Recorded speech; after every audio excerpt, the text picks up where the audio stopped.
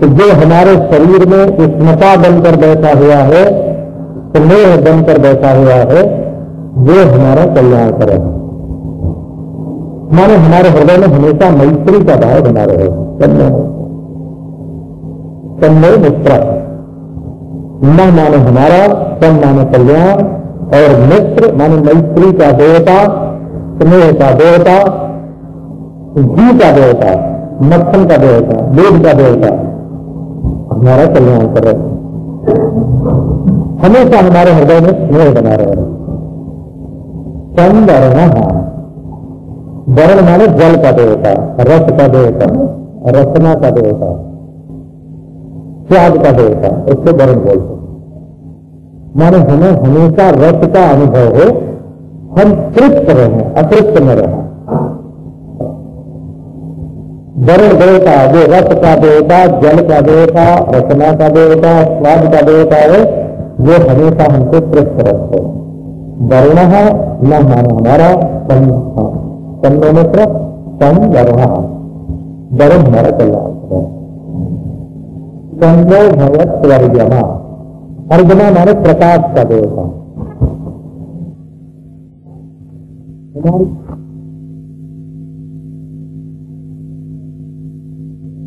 इंद्रो, संतो इंद्रो नहीं बोलना। इंद्रो के पहले जो न होता है उसमें न विसर्ग रहेगा, न ओकार में रहेगा, खाली न रहेगा। तन्नो इंद्रो बृहस्पति।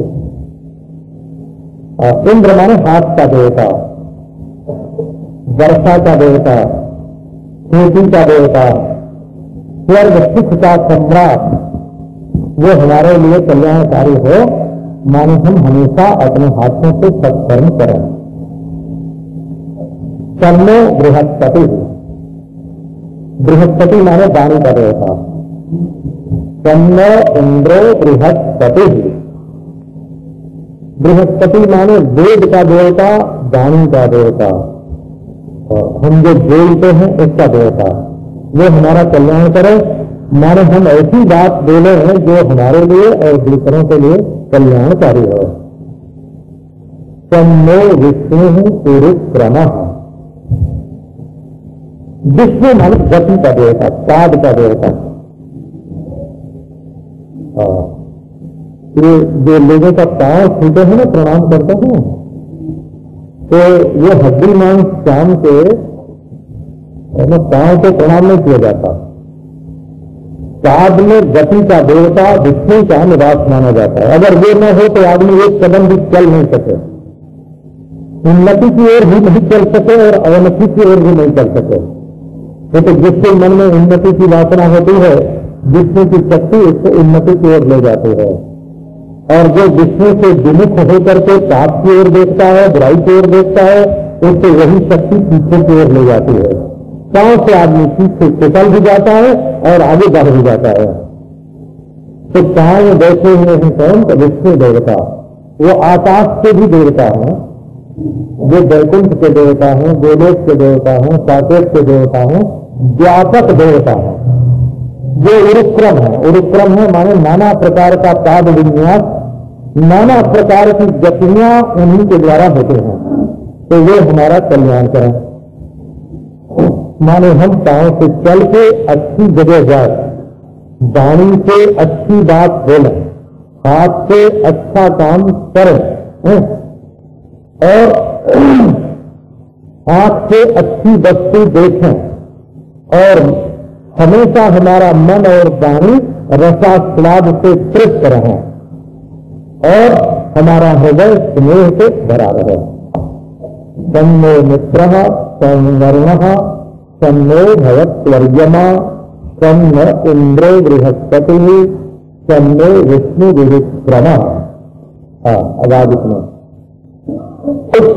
नहीं, एक शांति बात करते हैं ना, तो देखो कैसी बढ़िया बात आप रोज बोलते हैं, तो उसको केवल सत्संग में ही बैठ के न बोलें, अपने व्यवहार में ऐसा बोलें, अपने घर में ऐसा बोलें, और रोम रोम आपका ऐसे ही बोले, आपके दिल में स्नेह बना रहे।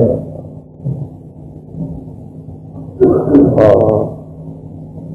अब आगे देखो आपको रूपम दृश्यम लेखनम दृश्य तदृश्यम दृश्यमानसम दृश्याधिवृत्तयः शास्त्री दृगेय न तो दृश्य। देखो इतनी बात तो मैंने ऐसी कर दी कि ये सबकी समझ में आ जाएगी, है ना। अब ऐसी ही बात कुछ थोड़ी करेंगे जो कुछ की समझ में आएगी, कुछ की नहीं आएगी।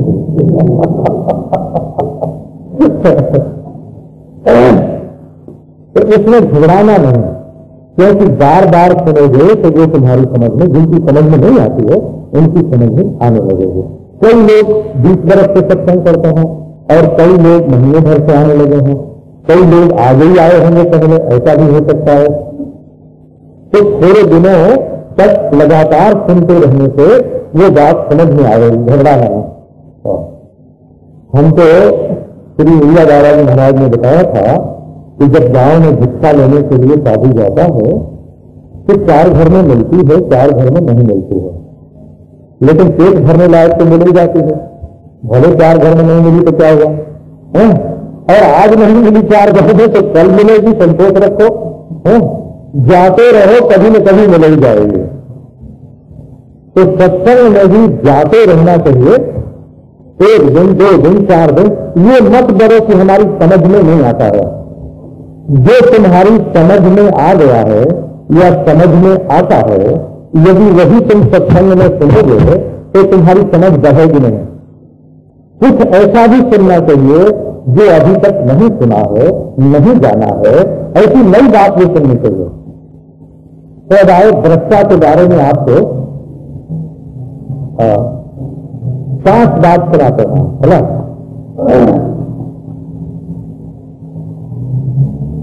तो मनुष्य को पहली दशा में ऐसा मालूम पड़ता है कि मैं करता हूं, मैं भोगता हूं और मैं जानता हूं। ये पहली दशा में मनुष्य को, सभी मनुष्यों को ऐसा अनुभव होता है कि मैं हाथ पांव से काम करता हूं, पांव से चलता हूं, हाथ से काम करता हूं, जीभ से बोलता हूं। तो मैं कर्म इंद्रियों की उपाधि जब अपने में मान ली जाती है, संबंध इसके साथ बना लिया जाता है, तब अपने को मनुष्य कर्ता मानता है। तो देखो हाथ भी है, पांव भी है, जीभ भी है, नेत्रेंद्रिय भी है, गुदा भी है, ये 5 कर्मेंद्रिय है। ये है, प्रश्न ये है कि इनके साथ अपना संबंध है कि नहीं। तो संबंध है, ये मेरे हैं, तब इनके द्वारा मैं काम करता हूं, और जब इनके द्वारा काम करता हूं मैं, तब कर्ता बन जाता हूं। अच्छा, आंख से देखता हूं, कान से सुनता हूं, त्वचा से छूता हूं, नासिका से सुनता हूं, जीभ से स्वाद लेता हूं। तो ये ज्ञानेंद्रियां हैं, इनके साथ संबंध रखने के कारण ऐसा मालूम पड़ता है कि संसार को जानने वाला मैं हूं। तो जिसने कर्मेंद्रिय के संबंध से अपने को कर्ता माना वो चेतन है, और जिसने ज्ञानेंद्रियों के संबंध से अपने को ज्ञाता माना तो वो भी चेतन है।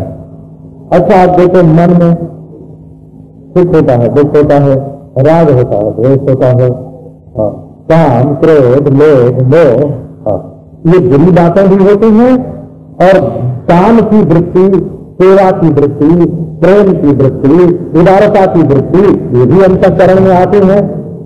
तो इन वृत्तियों के साथ संबंध जोड़ करके, है ना, ये कीर्तन ऐसा मानता है कि मैं सुखी हूं, दुखी हूं, रागी हूं, द्वेषी हूं, सद्गुणी हूं, दुर्गुणी हूं, ऐसा। इसलिए जो अंतःकरण, बाह्य ज्ञानेंद्रिय और कर्मेंद्रिय, इनके साथ अपना संबंध मान करके हम अपने को कर्ता, भोक्ता और ज्ञाता ये मानते हैं। इसी को, इसी कर्ता, भोक्ता, ज्ञाता को व्यवहार में, लोक व्यवहार में जीव माना जाता है। जीव उसका नाम लोक व्यवहार में जीव होता है। चेतन है बोला, चेतन है, मन है, ज्ञानेन्द्रियां हैं, कर्मेंद्रियां हैं, शरीर है और संसार के विषय है। संसार के विषय भी हैं, देह भी है, कर्मेंद्रियां हैं, ज्ञानेन्द्रियां हैं, मन है और चेतन है। तो इनको सबको एक में मिला करके हम ऐसा व्यवहार करते हैं कि हम जीव हैं। अच्छा, अब इसमें से थोड़ा अलग करो। असल में बाहर की चीजें हैं, ये बात हम जानते हैं। बीच में एक दूसरी बात आपको बता देता हूं। हमारे अंतःकरण में जितने भी ज्ञान होते हैं वो बाहर से डाले जाते हैं, कुछ कान से, कुछ आंख से, कुछ नाक से, कुछ त्वचा से, कुछ जीभ से। ऐसा कोई ज्ञान नहीं होता है जो बाहर से न डाला जाता हो।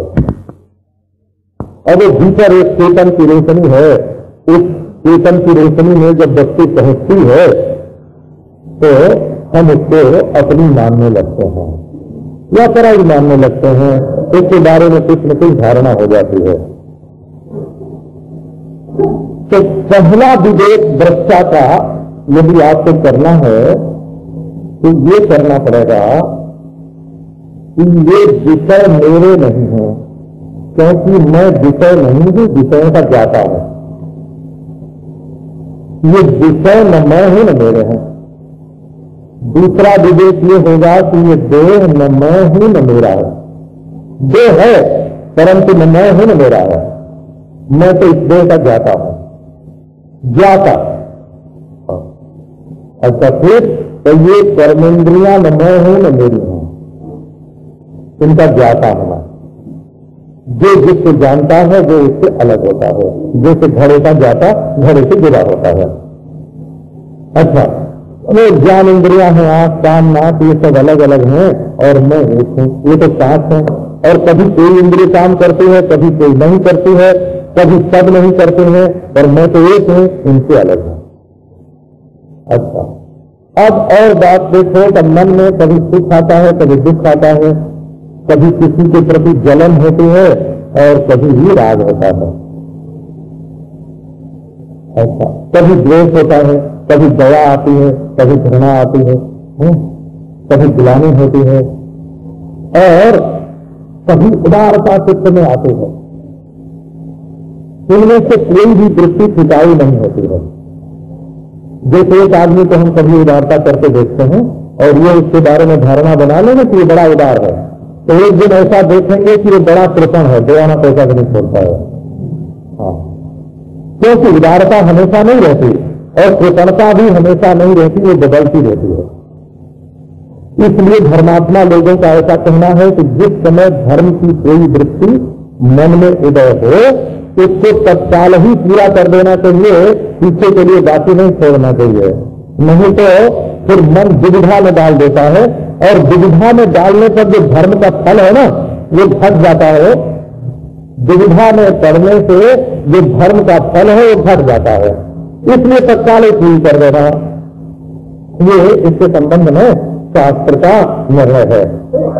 हम धर्मशास्त्र के बड़े जानकार हैं, हम आप लोगों को मालूम हो कि ना हो, है ना। हमारे हम भक्ति वेदांत की बात यहाँ करते हैं ना तो हमारा फंड जरा दूसरा हो गया। तो ये भक्ति और वेदांत धर्म में तो वाद विवाद भी होता है, शास्त्रार्थ भी होता है, और भक्ति में तो वाद विवाद नहीं, शास्त्रार्थ नहीं, वाद विवाद विवाद नहीं करना। क्यों? बाहुल्यावकाशात वाद विवाद तो बढ़ता जाएगा बढ़ता जाएगा, जिंदगी भर के लिए उसमें फंस जाएंगे।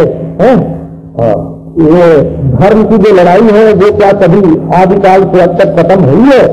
तो जब खत्म नहीं है तो उसमें जब हम एक पार्टी पकड़ेंगे तो उसकी ओर से हमको हमेशा लड़ाई करनी पड़ेगी। इसलिए अपने दिमाग को खराब करने के लिए वाद विवाद जो है वो अपने दिल में नहीं फंसाना चाहिए। तो जब जो वाद विवाद करने में लग जाएगा वो ईश्वर का चिंतन नहीं कर सकता, उसको ईश्वर से प्रेम करने का मौका ही नहीं मिल सकता। ये शास्त्रार्थी लोग हैं ना, उनका हृदय बड़ा रूक्ष होता है, रूक्ष नहीं कटु होता है। वो गाली देते हैं, दूसरे को बुरा बताते हैं, दूसरे की बुराई का चिंतन करते हैं, तो वाद विवाद से बच के, है ना, बस ऐसे रास्ते से ईश्वर के पास पहुंचना चाहिए कि दूसरों को मालूम होना पड़े कि ये ईश्वर के पास पहुंच गए, ऐसे पहुंचना चाहिए। ये जगत गुरु हमारे शंकराचार्य थे ना, स्वामी ब्रह्मानंद जी महाराज, तो इनका दरवाजा बंद रहता था। कई बार बड़े बड़े लोग बातें भगवान दास जहां मिलने थे तो बोले महाराज अभी समाधि में। सोच लगता है जो गोपीनाथ कबराज जो मिलने थे तो महाराज अभी समाधि में। 4 बार लौटा के सब मिले हो, लेकिन हम लोगों को तो मालूम था ऐसे समाधि में नहीं बैठते, है ना। तो हम चोर दरवाजे थे, है ना, खिड़की थी, तो इतना पार करते, इतना ऊंचाई पार करते खिड़की में से घुस जाते, फिर जाने को तो खूब चुटकुले होते, खूब जब हंसी, खूब हंसी खेल होता, और कोई बाहर बड़े आदमी आता तो कह दिया जाता कि महाराज अभी समाधि में है। तो ईश्वर असल में कोई हर समय समाधि में बैठा रहता है कोई बात नहीं है, वो हंसता है, खेलता है, वो भी चुटकुला सुनता है, वो भी जब हंसता है। ये दुनिया उसकी गप्पई तो है ना, एक ऐसी गप भाग गई सबको बीच में लग गई, तो ये ईश्वर की गप का नाम दुनिया है।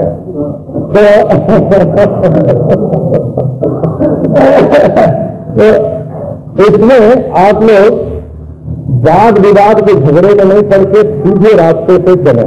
ये जो ज्ञाता है, ये आप कर्म से भी ज्ञाता हैं, भोग से भी ज्ञाता हैं, और वृत्तियों से भी ज्ञाता है।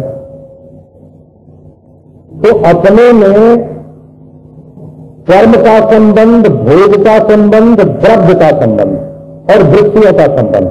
द्रव्य का संबंध माने मिट्टी पानी आग का संबंध है, और उनसे बने हुए देह का संबंध, ये भी द्रव्य है, और इनसे होने वाले कर्म का संबंध, और इन कर्मों से करने वाली इंद्रियों का संबंध।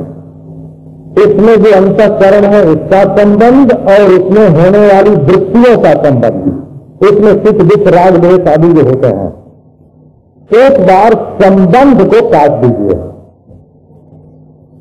आप कर्ता नहीं है, भोक्ता नहीं है, देही नहीं है ना, देह नहीं है, और देह के कारण जो आप में आरोपित है कोई भी नहीं है, उससे छोड़ मत देना बोला। ये मनुष्यपना भी आप में देह के कारण आरोपित है। ब्राह्मणपना, क्षत्रियपना, वैश्यपना, शूद्रपना, ये कहीं आपके साथ जुड़ा हुआ थोड़ा ही है। ये मनुष्यपना, ये सब जो आपके अंदर है, वर्ण, आश्रम, वैष्णवपना, सन्यासीपना, ये महाराज कुछ जनेऊ से आया है, तो कुछ तिलक से आया है, तो कुछ पंक्ति से आया है, ये सब बाहर से शरीर में आया और अपने आप में आरोपित हो गया। तो एक बार आप अपने को ज्ञाता के रूप में पहचाने कि मैं जिनको जानता हूं उनसे मैं जुड़ा हूं, क्योंकि जो जिसको जानता है उससे वो जुड़ा होता है। जैसे आदमी अपने कंधे पर बैठ नहीं सकता, इसी तरह अपने को जान नहीं सकता है। इसलिए जिसको तुम जान रहे हो उससे अपने आप को अलग कर लो। ये जो ज्ञाता है, अच्छा तो ज्ञाता का नाम साक्षी दृष्टा है, तो बोले नहीं है बात को अब यहां से शुरू करते हैं। ये जो 5 बात आपको समझाने की पहले सुना कि दृष्टा के बारे में 5 बात सुनाना है। इसमें पहली बात यह है कि आप अपने को ज्ञेय से विलक्षण ज्ञाता समझो। आप कर्म, वृत्ति, भोग, देह, द्रव्य, संसार के वर्ण आश्रम, ब्राह्मण, क्षत्रिय, वैश्य, शूद्र, ब्रह्मचारी, गृहस्थ, वानप्रस्थ, सन्यासी, ये सब आप नहीं हो, ये सब आप में आरोपित हैं। आप ज्ञ हो, आप ज्ञाता हो, ज्ञाता। अब आपके सामने देखो, इस ज्ञातापने में एक सवाल उठाता हूं। हम लोग तो पहले महाराज है ना, बच्चे थे जब एक मजाक करते थे,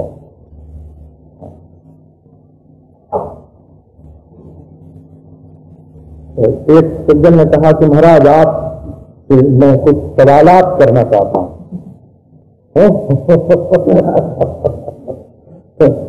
बोले बाबा माफ करो, हमको सवालात नहीं चाहिए, न 1 लाख चाहिए न सवालात चाहिए। एक देहाती बात सुनाइए गाँव में। बच्चे से तो क्या क्या करते थे आप पूछो, क्या सुना?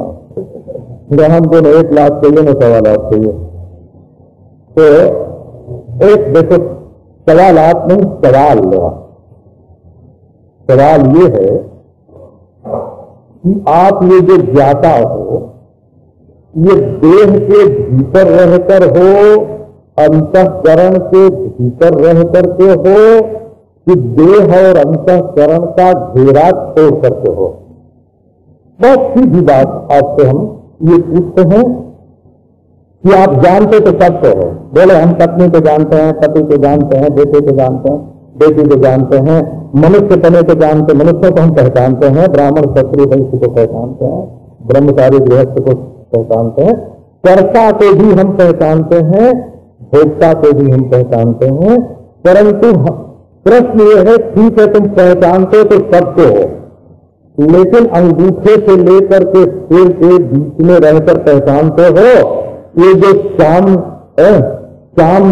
की जो पोटली बंधी हुई है, इसके भीतर रह के पहचानते हो कि इसके घेरे को तोड़कर पहचानते हो? देखो ये सवाल है बोला। तो इसकी पहचान क्या है? इसकी पहचान ये है कि तुम दूसरे के अंतःकरण में जो विक्षेप होता है और समाधि होता है, उसको क्या समझते हो? उसके बारे में तुम्हारा क्या ख्याल है? दूसरे के अंतःकरण में जो पाप है या पुण्य है, कर्म है या भोग है, वर्ण है या आश्रम है, उसके बारे में आप क्या सोचते हो? ये एक सवाल है बोला। तब आप पहचान जाओगे कि आप तो शाम की पिटारी में बंद होकर अपने को ज्ञाता सोचते हो। तो ये ज्ञाता दो तरह का है। एक आभास चैतन्य में ज्ञातृत्व का आरोप होता है और एक प्रमात्र चैतन्य में आभास ज्ञातृत्व का आरोप होता है। दोनों आरोप हैं। आरोप माने दूसरे को दूसरा समझना, ये दोनों आध्यात्मिक है।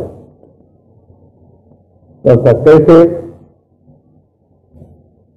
तो आभास का मतलब तो ये होता है कि अंतःकरण में एक प्रकाश प्रतिबिंबित होता है, एक फल उसको बोलते हैं, संस्कृत भाषा में उसको फल बोलते हैं। ये फल और प्रतिफल ये तो बोलते हैं।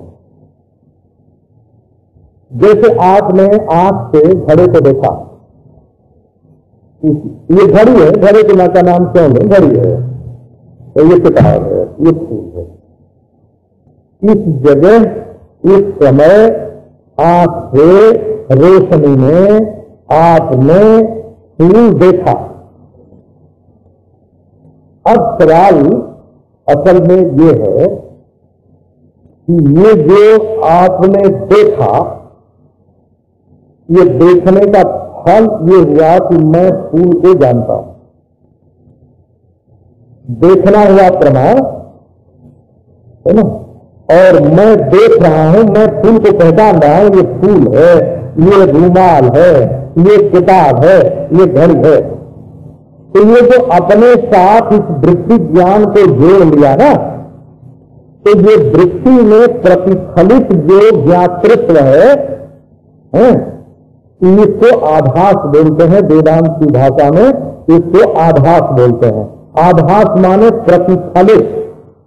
तुमने आंख से देखी किताब या किताब में देखा दृष्टा, या दृष्टा पूरा नहीं देखा, द्र देखा और चा देखा।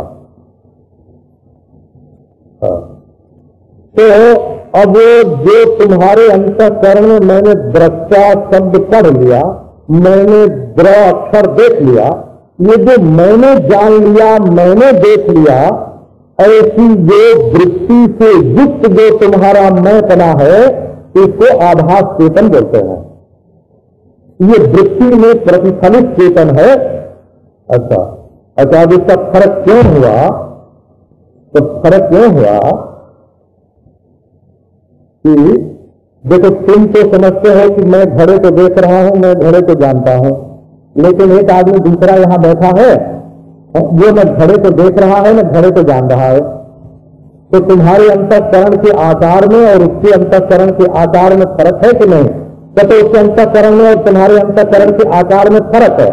तो तुम्हारे अंतःकरण में जो ये वृत्ति हुई कि मैं घड़े को जानता हूं, ये तुम्हारे अंतःकरण की वृत्ति का आकार है, और उससे तादात्म्य करके माने वृत्ति में प्रतिफलित हो करके तुम अपने को घड़े को जानने वाला मानते हो। तो पहले आपको सामान्य रूप से जीव चैतन्य की बात बताई, और अब ये आभास चैतन्य की बात बताई। ये जो प्रतिफलित हो रही है वृत्ति, उस वृत्ति के साथ तादात्म्य अपन्न करके तुम अपने को मानते हो कि मैं घड़े का जानकार हूं, मैं मनुष्यता का जानकार हूं, ब्राह्मणता का जानकार हूं, क्षत्रियता का जानकार हूं। तो ये जो जानकार अपने को मानते हो, वो वृत्ति का आकार अपने ऊपर आरोपित करके मानते हो। तो ये जीव चैतन्य की अपेक्षा ये जो ज्ञाता चैतन्य है, ज्ञाता चैतन्य ये विशेष है। इस ज्ञाता चैतन्य को ही प्रमाता चैतन्य बोलते हैं। लेकिन इस प्रमाता में दो भेद है, एक अवस्थेदवाद और एक आभासवाद। तो पहले जो सुनाया कि मैं घड़े को जानता हूं इसलिए घड़े से न्यारा हूं, मैं घड़े को जानता हूं इसलिए घड़े से न्यारा हूं, मैं देह को जानता हूं इसलिए देह से न्यारा हूं। पर अंतःकरण में ये जो वृत्ति है, अहम प्रत्यय है, अहम घटज्ञ, मैं घट का ज्ञाता हूं, इस प्रत्यय के साथ माने इस वृत्ति के साथ तादात्म्य करके ही तुम अपने को घड़े को जानने वाला मानते हो। तो वृत्ति में प्रतिफलित चैतन्य को यदि तुम मैं मानते हो तो आभास हो, परंतु इस वृत्ति में प्रतिफलित और मैं घड़े का ज्ञाता हूं, इस अहम प्रत्यय के भी तुम दृष्टा यदि हो तो अंतःकरणावच्छिन्न चैतन्य हो। अवच्छिन्न चैतन्य में जैसे देखो, घड़े में पानी भर के रख दिया और उसमें आकाश की नीलिमा प्रतिबिंबित हो रही है। समझो पानी तो है 4 हाथ और उसमें हजारों मील दूर की वस्तु प्रतिबिंबित हो रही है। लंबाई चौड़ाई भी मालूम पड़ती है, पानी बड़ा गहरा मालूम पड़ता है। तो थोड़े पानी में जो गहराई मालूम पड़ती है ना, वो आभास आकाश है, और जिस आकाश में वो पानी रह रहा है वो अवच्छिन्न आकाश है। एक होता है आभास आकाश और एक होता है अवच्छिन्न आकाश। इससे कई भेद बताते हैं, महाकाश, घटाकाश, जलाकाश और जलत प्रतिबिंबित आकाश। ये चार भेद इसके। जल में जो आकाश दिख रहा है वो आभास है, और जल जिसमें रह रहा है वो घटाकाश है, और घट जिसमें रह रहा है वो महाकाश है। जल में जो दिखता है वो आभासाकाश है, आकाशाभास है, आकाश में। और जल जिसमें रह रहा है वो घटाकाश है, और घट जिसमें रह रहा है मठाकाश है, मठ जिसमें रह रहा है, मकान जिसमें रह रहा है वो महाकाश है। तो ये मैं घड़े को जानता हूं, ये जो अभिमान सहित वृत्ति है, इसमें न आकर के जिसमें ये भाग रही है, अंतःकरण में तुम हो कि तुम में अंतःकरण है। सवाल ये है कि अंतःकरण में तुम हो कि तुम में अंतःकरण है। तो यदि तुम में अंतःकरण है तब तो तुम अंतःकरणावच्छिन्न चेतन हो। अवच्छेदवाद की रीति से इसी को प्रमाता बोलते हैं, इसी को ज्ञाता बोलते हैं। असल में वृत्ति ज्ञाता नहीं है, वृत्ति ज्ञेय है, और वृत्ति अवच्छिन्न जो चैतन्य है वही ज्ञाता है। तो उसको प्रमाता, अवच्छेदवाद की रीति से प्रमाता अंतःकरणावच्छिन्न चैतन्य है, और आभासवाद की रीति से अंतःकरण में प्रतिभाषित प्रतिफलित जो चैतन्य है जलाकाश के समान वो जाता है। अब देखो, अभी अभी बात खत्म नहीं होती है बोला, ये नहीं समझ लेना कि अब हो गया मैं दृष्टा, है ना। यदि वस्तु को समझोगे नहीं तो तुम्हारी अनुभूति जो है वो देखेगी पत्थर और समझेगी हीरा। सच्चाई का ज्ञान ही नहीं होगा। ज्ञान के बिना, सच्चाई के ज्ञान के बिना तुम्हारी जो अनुभूति है वो झूठी है। अच्छा, अब देखो, अब दो प्रश्न उठाते हैं। ये जो अवच्छिन्न दृष्टा है, सचमुच ये अंतःकरणावच्छिन्न दृष्टा न करता है, न भोगता है, और न तो प्रमाता ही है। इसके स्वरूप पर विचार करो तो एक अंतःकरण के साथ इसका कोई संबंध नहीं है। तो ये दृष्टा है। ये नहीं समझना कि अंतःकरण नहीं है। अंतःकरण है, देह है, तुम ब्राह्मण हो, श्वेत हो, क्षत्रिय हो, वैश्य हो, सब कुछ हो, परंतु दृष्टा का उनके साथ संबंध नहीं है। तो विवेक करने से क्या हुआ? विश्लेषण, इसको बोलते हैं हम। दो प्रक्रिया है वेदांत की, एक विश्लेषण की प्रक्रिया और एक संश्लेषण की प्रक्रिया। अलग करने का, विश्लेषण माने अलग करना, और संश्लेषण माने मिला देना। तो हम विश्लेषण की प्रक्रिया से अभी आपको बोल रहे हैं।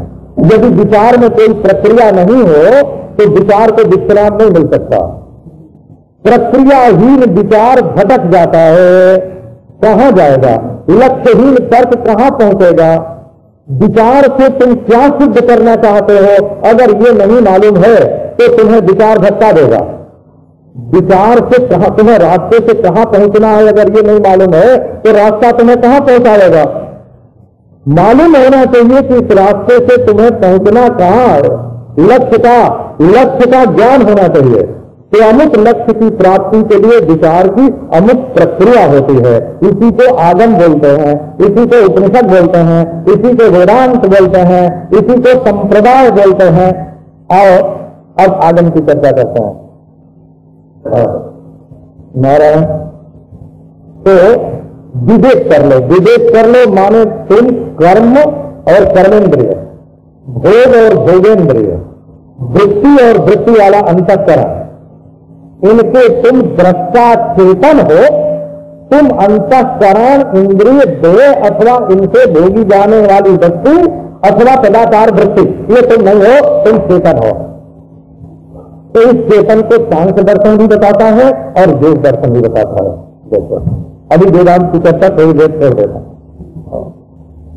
हाँ, योग दर्शन कैसा दृष्टा बताता है और सांख्य दर्शन कैसा दृष्टा बताता है।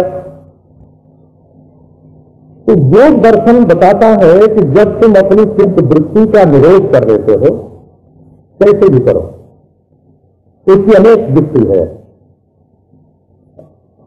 वो वैराग्य से भी वृत्ति का निरोध होता है, अभ्यास से भी वृत्ति का निरोध होता है, ईश्वर का ध्यान करने से भी निरोध होता है, प्राणायाम से भी निरोध होता है, शिथिलीकरण से भी निरोध होता है। और वृत्ति के निरोध में शिथिलीकरण भी साधन है। और ढीला छोड़ दो, बिल्कुल। उसका अर्थ ये नहीं है कि व्यवहार के समय चाहे काम करो, चाहे क्रोध करो, चाहे लोभ करो। हाँ, इसकी तो चर्चा ही छोड़ दो। जो लोग कहते हैं कि कुछ खाओ, कुछ पियो, कुछ करो और आओ समाधि लग जाती है ना, समाधि लगा देते हैं, वो तो असामाजिक तत्व है, समाज विरोधी तत्व है। इनके साथ तो पुरुषों को चाहिए कि स्त्रियां अगर जा रही हैं तो रोकें, क्योंकि वो कहते हैं कुछ करो, कुछ खाओ, कुछ पियो तो तुम्हारा घर ही बिगाड़ देंगे, है ना। और जब पुरुष जाते हो तो स्त्रियों को चाहिए कि समझाना, क्योंकि वो पुरुषों को बताते हैं कि कुछ खाओ, कुछ पियो, कुछ करो, है। तो वो तो तुम्हारे घर में सत्यानाश को बुलाते हैं, जो ये बताते हैं कि कुछ खाओ, कुछ पियो, कुछ करो, और तुम्हें ये देखो हम अध्यात्मक ज्ञान जो है ना, अध्यात्मक ज्ञान हम तुमको ये दिए देते हैं, उनसे तो रहो सावधान। अब ये जो दृष्टा का विवेक है, ये योग दर्शन का दूसरा और सांख्य दर्शन का दूसरा। योग दर्शन का कहना है कि चाहे अध्यात्म दर्शन का दूसरा, योग दर्शन का कहना है कि चाहे अध्यात्म ज्ञान से हो, चाहे सत्संग से हो, चाहे प्राणायाम से हो, हैं, और चाहे वासना त्याग से हो, चाहे शवासन से हो, शवासन भी एक आसन है, मुर्गे की तरफ लेट जाते हो, एक शवासन है, और चाहे शीर्षासन से हो। इन आसनों को मुख्य नहीं मानते हैं, क्योंकि शवासन में निद्रा का भय रहता है और शीर्षासन में विक्षेप का भय रहता है। गिर जाएंगे तो चोट लगेगी। वृत्ति निरोध, शीर्षासन करके वृत्ति निरोध करने लगे और वृत्ति का निरोध तो हुआ नहीं, लय हुआ तो तट से गिर पड़ेंगे। अच्छा, और शवासन करके चित्त निरोध करने लगे तो नींद आ जाएगी, पता ही नहीं चलेगा।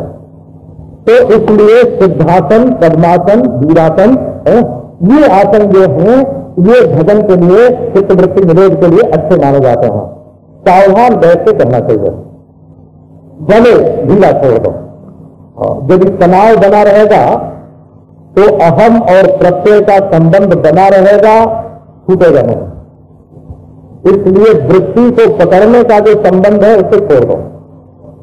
चित्तवृत्ति का निरोध हुआ तो निरोध पर साफ मालूम पड़ता है कि इस निरोध को भी मैं देख रहा हूं, इस निरोध को भी मैं जान रहा हूं। तो उस समय अंतःकरण का विक्षेप जब था तब भी मैं जानने वाला, और जब निरोध है तब भी मैं जानने वाला। इसलिए निरोध काल में दृष्टा जो है उसको संबंध का भान नहीं होता है। निरोध काल में माने अंतःकरण मेरा है, इंद्रियां मेरी हैं, कर्म मेरे हैं, भोग मेरे हैं, वृत्तियां मेरी हैं, वर्णाश्रम मेरे हैं, इन सब भानों का, प्रतीतियों का निरोध हो जाता है। और निरोध हो जाने पर उस निरोध का जो साक्षी है, निरोध का जो दृष्टा है, वो अंतःकरण में बना हुआ नहीं है। योग दर्शन की दृष्टि से वो आत्मा विभु है। परंतु इसमें दोष क्या है कि जब उस निरोध का वित्थान होता है तो योग दर्शन के मत में तत्काल वृत्ति के साथ कार्य हो जाता है। ये योग दर्शन में माना हुआ है। सदा दृष्टि स्वरूपे स्थानम वृत्ति सारूप्यम इतरत्र। तो योग दर्शन में संबंध का अभान मात्र ही होता है। माने जितनी देर तक तुम समाधि में रहो, निरोध में रहो, उतनी देर तक संबंध की अप्रतीति अभान हो जाएगा, माने संबंध मालूम नहीं पड़ेगा।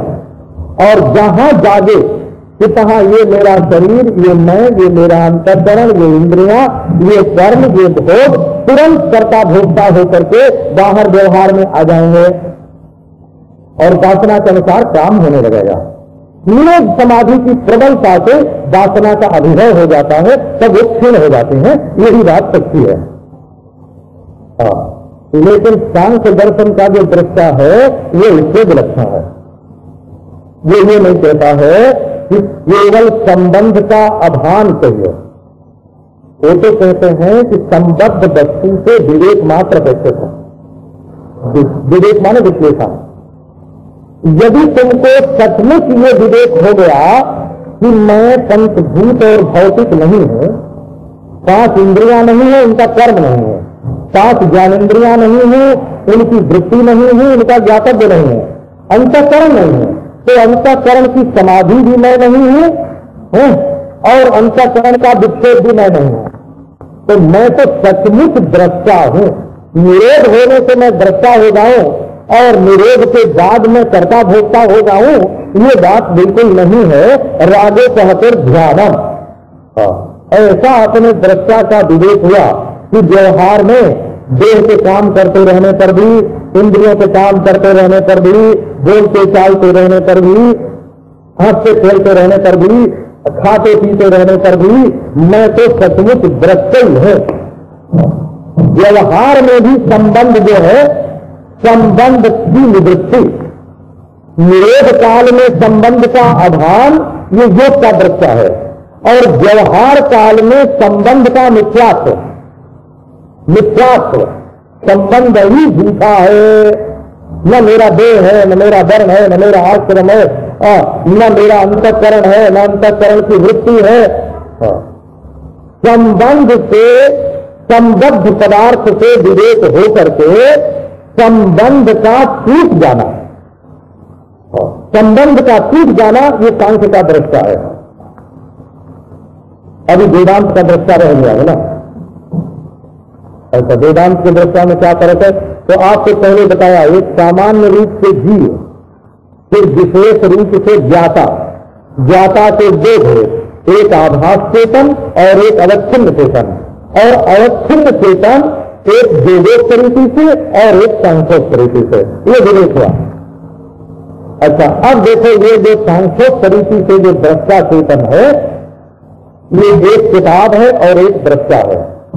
इतना हुआ कि किताब है तो सही, परंतु ये न मैं हूं और न मेरी है, परंतु किताब है।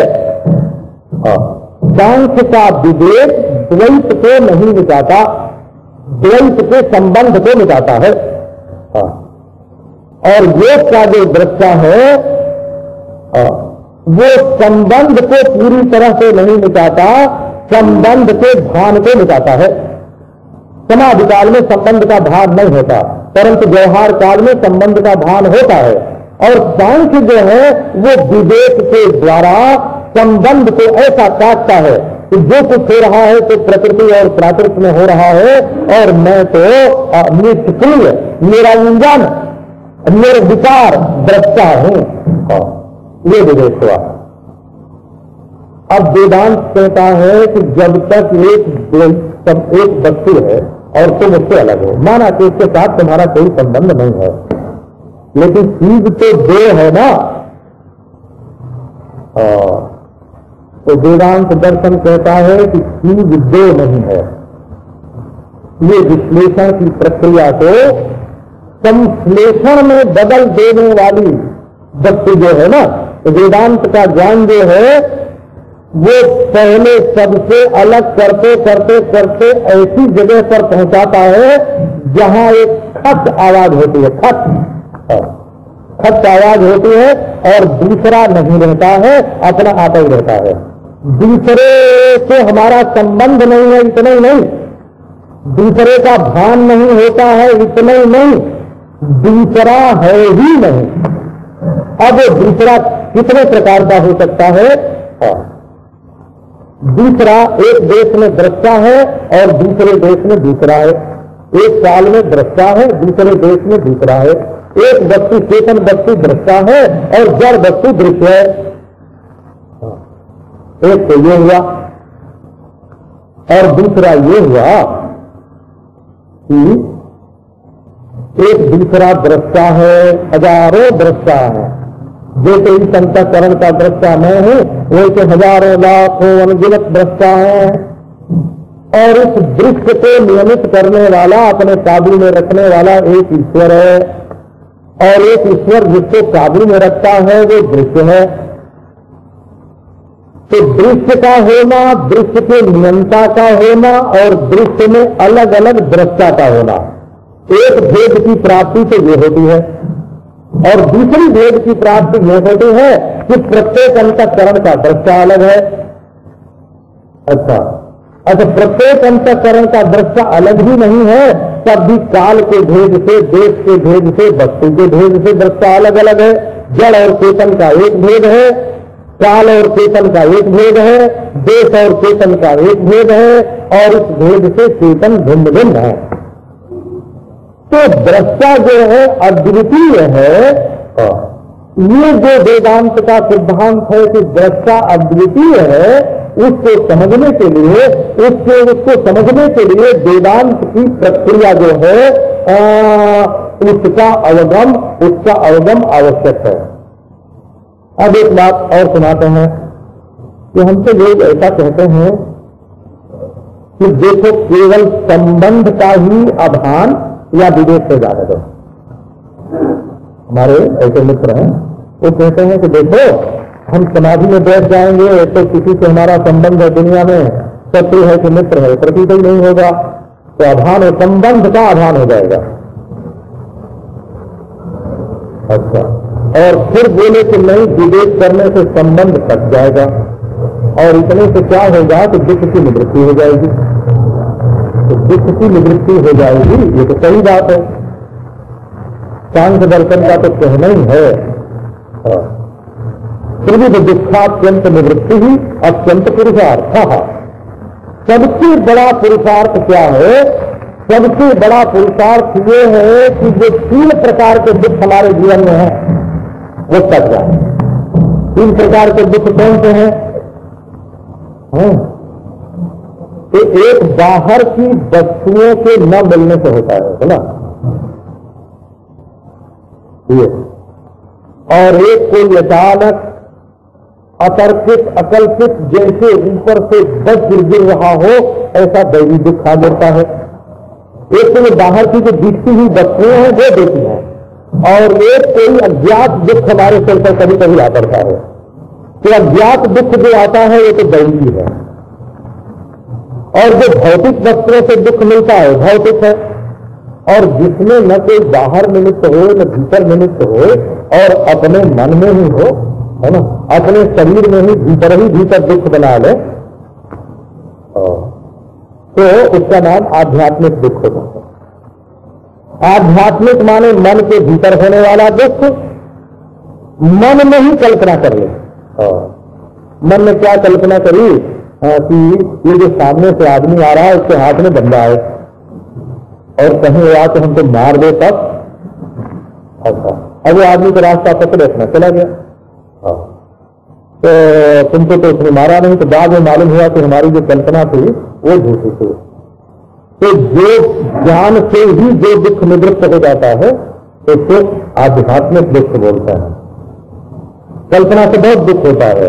ये गोस्वामी तुलसीदास जी ने लिखा है शत्रु मित्र मध्यस्थ 3 ये मन 3 है दरियाई। गोस्वामी जी का कहते है मन दरियाई माने जबरदस्ती बला। मन में ये हमारा शत्रु है, ये हमारा मित्र है और ये मध्यस्थ है। ये तीनों बातें हमारे मन में बलात् गढ़ ली है। हाँ, ये हमारे मन का दोष है। त्यागद गहद उपेक्षणीय है, इसको छोड़ देना चाहिए, इसको पकड़ लेना चाहिए, इसकी उपेक्षा कर देनी चाहिए।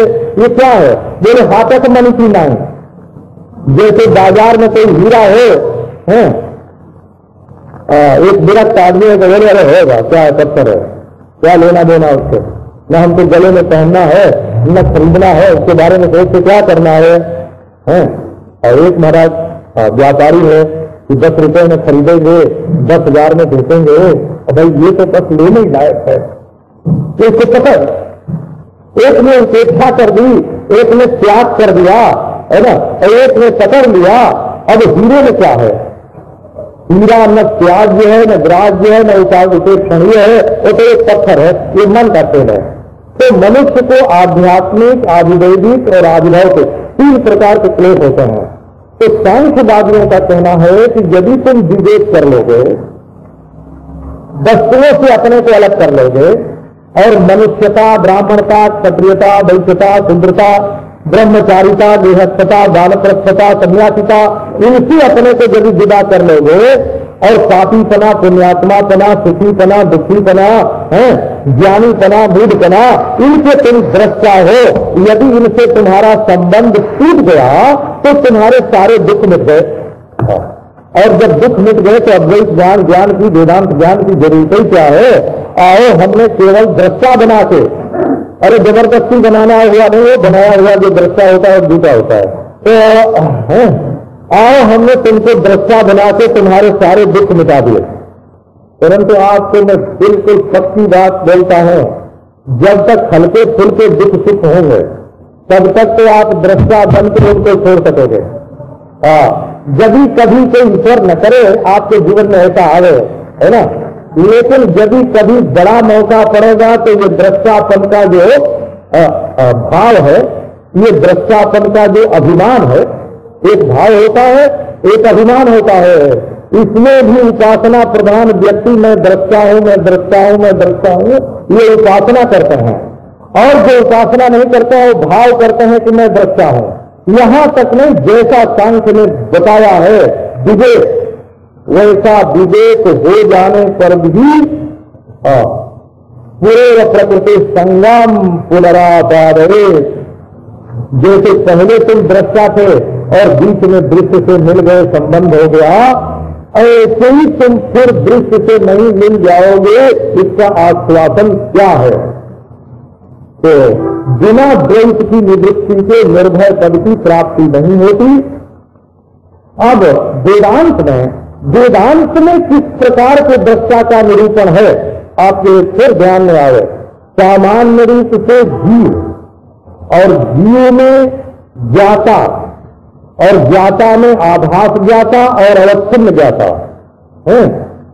और अवच्छिन्न में वेद की रीति से दृष्टा और सांख्य की रीति से दृष्टा और फिर अद्वैत वेदांत की रीति से दृष्टा और उस दृष्टा का ब्रह्मपना ये वेदांत में समझने की बात होती है। उसके बिना परमानंद स्वरूप की अनुभूति, अद्वितीयता की अनुभूति, केवल दुख की निवृत्ति नहीं, केवल दुख की निवृत्ति नहीं, परमानंद स्वरूप की नहीं तो मैं दुख ले संपूर्ण दुख दोष की निवृत्ति होकर, अज्ञान की निवृत्ति होकर के परमानंद स्वरूप ब्रह्मता की जो अवाप्ति है, ब्रह्मता की जो प्राप्ति है, जो वेदांत का प्रतिपाद्य है।